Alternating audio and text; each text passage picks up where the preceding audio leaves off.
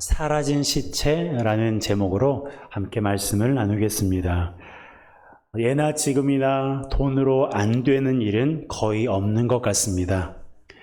실생활에 필요한 것을 구입하는 것은 물론이고 학위, 직장, 명예, 그리고 사람의 마음까지도 돈으로 살 수 있는 세대를 살고 있습니다. 그렇다고 진정성까지 살 수 있다고 말씀드리는 건 아니에요. 그것은 별개의 문제입니다. 그리고 돈으로 살 수 있는 것이 또 하나가 있는데요. 바로 사실을 왜곡시키는 일이에요. 수많은 사건과 사고 그리고 역사까지도 돈으로 인하여 사실이 왜곡된 일들이 얼마나 많은지 모릅니다. 그 중에 하나가 예수님의 부활이에요. 예수님이 십자가에 못 박혀 죽임을 당하셨습니다. 이 일은 하나님 아버지의 뜻이었지만 이것을 알지 못하던 유대 지도자들은 자기들의 뜻대로 되었다고 생각했어요. 눈에 가시였던 예수를 죽였기 때문인데요. 하지만 이것만으로는 충분하지 않았습니다. 예수님께서 살아계실 때 자신이 사흘 후에 살아난다는 말을 했는데 이것이 유대 지도자들에게 걸렸어요. 그래서 어떻게 했습니까? 예수님을 장사 지낸 무덤에 경비병들을 세워서 3일 동안 지키게 했어요. 예수님의 제자들이 시체를 훔쳐간 뒤에 예수님이 부활했다고 말하면 그 파급 효과가 엄청났기 때문입니다. 그래서 그것을 미연에 방지하기 위해 무덤에 경비병들을 세운 거예요.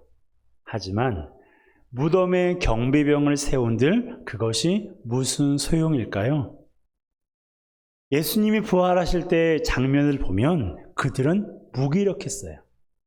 아니, 무기력한 정도가 아니라 죽은 사람처럼 되었습니다. 4절 함께 읽습니다. 시작. 지키던 자들이 그를 무서워하여 떨며 죽은 사람과 같이 되었더라. 물론 경비병들이 예수님의 부활을 직접 본 것은 아닙니다. 그들이 본 것은 천사였어요. 예수님이 죽으신 지 사흘 후에 큰 지진이 났는데 그와 동시에 천사가 하늘로부터 내려와 무덤을 막고 있는 돌을 굴려냈는데 그것을 본 것입니다. 그것을 보고 어떻게 되었다고요? 무서워 떨며 죽은 사람같이 되었어요. 그리고 나서 그들 중 몇 사람이 대제사장들에게 가서 이 모든 일을 보고했는데요. 이 일을 들은 유대 지도자들은 어떻게 하기로 결정했습니까? 군인들에게 돈을 주면서 예수님의 제자들이 그의 시체를 도둑질해 갔다는 소문을 내라고 했어요. 13절입니다. 함께 읽습니다. 이르되 너희는 말하기를 그의 제자들이 밤에 와서 우리가 잘 때에 그를 도둑질하여 갔다 하라. 여러분, 이것은 거짓 소문입니다. 이것은 사실이 아니에요. 이것이 거짓인 이유를 두 가지로 말씀을 나누고 싶은데요. 첫 번째는 이 제자들은 예수님의 무덤에 오지 않았기 때문입니다. 예수님께서는 당신이 십자가에 죽으시고 사흘 만에 다시 살아난다는 사실을 제자들에게만 알려주셨어요. 그것도 4번씩이나 당신이 유대 지도자들에 의하여 죽임을 당하고 사흘 만에 살아날 것을 4번씩이나 말씀해 주셨습니다. 마태복음 16장 21절이에요. 함께 읽습니다. 이때로부터 예수 그리스도께서 자기가 예루살렘에 올라가 장로들과 대제사장들과 서기관들에게 많은 고난을 받고 죽임을 당하고 제3일에 살아나야 할 것을 제자들에게 비로소 나타내시니. 한 구절만 더 읽어볼까요? 마태복음 17장 22절과 23절입니다. 함께 읽습니다. 갈릴리에 모일 때에 예수께서 제자들에게 이르시되 인자가 장차 사람들의 손에 넘겨져 죽임을 당하고 제3일에 살아나리라. 이외에도 마태복음 20장과 26장에도 예수님께서 당신의 죽으심과 부활하심을 제자들에게 분명하게 말씀해 주셨어요. 그런데 예수님이 죽으신 지 사흘이 지난 시점이 되었어요. 이때 그분의 무덤에 온 사람은 누구였습니까? 제자들이 아니었어요. 막달라 마리아와 다른 마리아 두 사람뿐이었어요. 1절입니다. 함께 읽습니다. 안식일이 다 지나고 안식 후 첫날이 되려는 새벽에 막달라 마리아와 다른 마리아가 무덤을 보려고 갔더니, 여러분, 이 두 여인이 무엇을 보기 위해서 갔습니까? 무덤을 보기 위해 갔어요. 예수님의 부활을 보기 위해서 현장에 간 게 아니에요. 그들은 예수님이 부활하신다는 말씀을 직접적으로 듣지 못했습니다. 그저 예수님의 시체가 안치된 무덤을 보려고 간 거예요. 사랑하는 이가 그리워서 그곳에 간 것뿐입니다. 그런데 제자들은 어때요? 예수님의 부활을 직접적으로 들었음에도 불구하고 그곳에 가지 않았어요. 더구나 제자들은 예수님이 부활하셨다는 것을 꾸미려고 계획을 세우지도 않았습니다. 그러니까 유대 지도자들은 괜한 걱정을 한 거예요. 제자들이 예수님의 시체를 가져가고 부활하셨다고 소문을 낼까봐 걱정했는데 그건 괜한 걱정이었어요. 제자들은 애초부터 그럴 생각조차 없었어요. 제자들이 한 일은 무엇이었습니까? 단지 숨어 있는 것뿐이었어요. 혹시라도 유대 지도자들이 자기들을 잡으러 올까봐 무서워서 숨어 있었습니다. 그러니 예수님의 제자들이 그의 시체를 훔쳐갔다는 이 말은 거짓이에요. 시체가 사라진 것은 결코 제자들의 소행이 아니었습니다. 두 번째로, 제자들이 시체를 훔쳐갔다는 말이 거짓인 이유는요, 제자들이 예수님의 시체를 도둑질해 갔다는 이 말 자체에 오류가 있기 때문입니다. 예수님의 무덤을 지키는 경비병은 한 명이 아니었어요. 여러 명이었습니다. 그런데 그 사람들이 자는 동안 제자들의 시체를 훔쳐갔다고 했는데, 여러분, 한꺼번에 그 모든 경비병들이 잠들었다는 것은요, 사실 말이 되지 않아요. 설령 잠을 잤다고 해도 제자들이 예수님의 시체를 도둑질해 갔는지 어떻게 알 수 있습니까? 자면서 상황을 볼 수 있는 사람은 없잖아요. 그런데도 유대 지도자들은 군인들을 돈으로 매수해서 제자들이 예수님의 시체를 훔쳐갔다고 소문을 내라고 한 거예요. 그런데 이것만으로는 안 될 것 같으니까 그들이 어떻게 했습니까? 경비병들을 협박했어요. 14절입니다. 함께 읽습니다. 만일 이 말이 총독에게 들리면 우리가 권하여 너희로 근심하지 않게 하리라 하니. 당시에 경비병이 경비일에 실패하는 것은 사형감이었어요. 사도 바울이 감옥에 갇혔던 그때를 잠시 생각해 볼까요? 바울이 복음을 전하다가 감옥에 갔죠. 그런데 그때 지진이 일어나서 감옥문이 활짝 열렸습니다.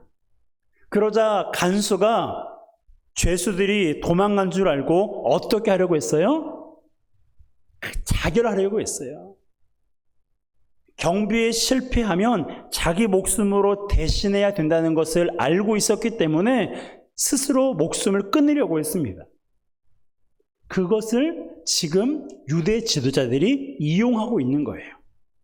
빌라도에게 말을 잘 해줄 테니까 거짓 소문을 내라고 협박하고 있는 거예요. 이처럼 제자들이 예수님의 시체를 훔쳐갔다는 말은 거짓 중에 거짓입니다. 꾸며낸 이야기였어요. 그런데 놀라운 것은요, 이 소문이 효과가 있었다는 거예요. 15절 함께 읽습니다. 군인들이 돈을 받고 가르친 대로 하였으니 이 말이 오늘날까지 유대인 가운데 두루 퍼지니라. 마태복음이 약 AD 60년에서 70년 사이에 기록되었거든요. 이때는 예수님이 죽으신 지 무려 30년 이상이 지난 때였습니다. 그런데 그때까지도 제자들이 예수님의 시체를 훔쳐갔다더라 라는 소문이 유대인들 사이에 두루 퍼지고 있었다는 거예요. 더 놀라운 것은 이 거짓 소문이 지금은 유대인뿐만 아니라 수많은 나라와 민족들 사이에 돌고 있다는 사실입니다. 특히 유대인들 중에는 겨우 2%만이 예수님이 그리스도라는 사실을 믿고 있다는 충격적인 사실이에요. 여러분, 예수님의 시체는 사라진 게 아니에요. 예수님의 시체는 제자들이 도둑질에 간 것이 아닙니다. 예수님은 다시 살아나셨어요. 그가 말씀하시던 대로 죽은 지 3일 만에 부활하셨습니다. 6절이에요. 함께 읽습니다. 그가 여기 계시지 않고 그가 말씀하시던 대로 살아나셨느니라. 와서 그가 누우셨던 곳을 보라. 아멘. 그렇습니다. 예수님은 더 이상 무덤에 계시지 않으세요. 그가 말씀하시던 대로 살아나셨습니다. 할렐루야. 예수님께서는 그가 말씀하시던 대로 살아나셨어요. 구약의 선지자들로부터 시작하여 예수님 당신이 말씀하시던 대로 그는 죽은 지 3일 만에 부활하신 것입니다. 죽음을 이기셨어요. 사망 권세를 이기고 부활하신 거예요. 여러분, 부활은 예수님이 하나님이시라는 증거이고 생명의 주권이 하나님께 있다는 증거예요. 그렇다고 이것만을 위해서 당신의 존재를 증명하기 위해서 예수님께서 부활하신 게 아니에요. 그가 부활하신 진짜 이유가 무엇입니까? 로마서 4장 25절에 있잖아요. 우리를 어떻게 하시기 위해서? 의롭다 하시기 위해서 부활하신 거예요. 자, 로마서 4장 25절 우리 다시 한번 암송해 볼까요? 시작. 예수는 우리가 범죄한 것 때문에 내줌이 되고 또한 우리를 의롭다 하시기 위하여 살아나셨느니라. 할렐루야. 예수는 우리가 범죄한 것 때문에 십자가에 내줌이 되셨어요. 그리고 우리를 의롭다 하시기 위하여서 살아나셨습니다. 예수님 당신을 위해서 부활하신 게 아니에요. 우리를 위해서, 우리를 의롭다 하시기 위해서 살아나신 거예요. 여러분, 의롭다고 하신 것은요, 죄를 사해 주셨다, 죄가 없다는 뜻이에요.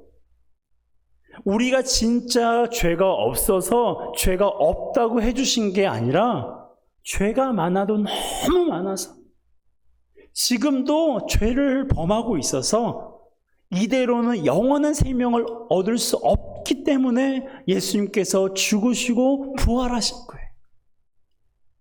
이대로는 사탄의 종노릇을 할 수밖에 없고 구원과는 상관없는 자들이니까 죄가 없다고 해주신 것입니다. 그런데 이것은 말로만 해서는 되어지는 게 아니에요. 이 세상 만물은 우리 하나님께서 말씀으로 지으셨지만 우리의 죄를 사하시기 위해서는 말로만 되는 게 아니었어요. 죄 없는 인간의 피 흘림이 있어야 했습니다. 그런데 이 세상에는 죄 없는 인간이 있어요, 없어요? 이 세상에는 죄 없는 인간이 하나도 없어요. 그래서 하나님의 지혜로 생각해낸 것이 무엇입니까? 당신이 인간의 모양을 입고 이 땅에 죄 없는 인간으로 오시는 거예요. 그래서 당신이 직접 피 흘리기로 작정하시고 계획하신 것입니다. 그 피로 말미암아 우리가 비로소 의롭다함을 얻게 된 거예요. 그것을 선언하시기 위해서, 그것을 우리에게 보여주시고 증명해 보이시기 위해서 그분이 다시 살아나신 것입니다. 그러므로 누구든지 예수님이 나의 죄를 사하시기 위해 십자가에 죽으시고 부활하셨다는 것을 믿기만 하면 의롭다함을 받게 되는데, 여러분, 의롭다함을 얻는다는 것은 하나님의 자녀가 된다는 뜻이고 영원한 기쁨과 소망과 생명이 우리 안에 있다는 뜻이에요. 여러분, 예수님의 시체는 사라지지 않았어요. 예수님의 시체는 제자들이 도둑질해 가지 않았어요. 수많은 나라와 민족들이 지금도 이것을 사실로 믿고 예수님을 그리스도로 믿지 않고 그분을 하나님으로 믿지 않고 모르고 있지만, 여러분, 그것이 얼마나 하나님 보시기에 안타깝고 그것이 얼마나 하나님 보시기에 괴로운 일이시겠습니까? 여러분, 예수님의 시체가 사라졌다는 것은 이것은 거짓 소문이에요. 예수님의 시체는 사라진 것이 아니라 부활하신 것입니다. 예수님은 다시 살아나신 거예요. 이 사실을 믿으십니까? 여러분, 이 사실을 믿으십니까? 이 사실이 믿어지도록 기도하셔야 돼요. 이 사실이 믿어지도록 기도하셔야 돼요. 예수님의 부활은 우리의 지식으로만 안다고 해서 우리가 의롭다함을 받지 않아요. 그분의 죽으심과 부활하심을 우리가 마음으로 믿고 입술로 고백할 때 우리가 비로소 의롭다함을 얻게 되는 것입니다. 영원한 생명과 영원한 소망이 우리 가운데 머물게 되는 거예요. 여러분, 예수님 당신을 위해서 부활하신 것이 아니라 우리를 위해서, 우리를 의롭게 하시기 위해서 부활하셨다는 사실을 다시 한번 우리의 마음 가운데 새기시기를 주님의 이름으로 축복합니다. 그리고 오늘 본문에 나오는 여인들처럼 예수님의 부활을 많은 사람들에게 알리는 우리 모두가 되었으면 좋겠어요. 여러분 주변에 예수님께서 부활하셨다는 것을 모르고 있는 분들이 있지 않습니까? 나의 자녀일 수도 있고, 나의 배우자, 그리고 내 주변에 내가 기도하고 있는 많은 사람들이 지금도 예수 그리스도의 부활은 꾸며낸 이야기요, 거짓 소문이라고 생각하고 주님을 그리스도로 영접하지 않고 있습니다. 여러분, 예수님의 부활을 처음 목격했던 막달라 마리아와 또 다른 마리아는 급히 달려가 제자들에게 부활을 알렸어요. 우리도 예수 그리스도의 부활을 믿고 있다면, 예수님께서 십자가에 죽으시고 부활하셨다는 것을 우리가 의심하지 않고 확신하고 있다면, 우리도 예수 그리스도의 부활을 알려야 되지 않겠습니까? 여러분, 예수님은 부활하셨어요. 이 사실은 교회에 다니는 우리만 알고 있어서는 안 돼요. 이 사실을 알고 믿는 자만이 의롭다함을 얻기에, 여러분, 우리는 한 사람에게라도 더 주님의 부활을 알리고 그분이 부활을 믿을 수 있기를 위해서 끊임없이 기도를 거듭해야 되는 것입니다. 여러분, 예수님께서 사망 권세를 이기시고 부활하셨다는 이 놀라운 사건이 바로 나를 위해서 그렇게 하셨다는 것을 다시 한번 기억하고, 십자가를 지는 것 같은 고난의 현장 속에서도, 모든 것이 앞이 보이지 않는 그 고통과 어려움 가운데서도 죽음을 이기시고 부활하신 예수 그리스도께서 내 안에 계시다는 것을 기억하고, 그 모든 것을 뛰어넘어 오직 주님을 바라보고 주님을 의지하는 저와 여러분 되시기를 주님의 이름으로 축복합니다. 우리 다시 한번 믿음으로 선포할까요? 예수님이 부활하셨습니다. 예수님이 나를 위해 부활하셨습니다. 할렐루야. 이 사실을 믿으십니까? 네, 우리 권사님 박수 하시는데요. 네, 그래요. 우리가 하나님께 나를 위해서 부활하신 그 주님께 영광의 박수 올리겠습니다. 할렐루야. 아멘.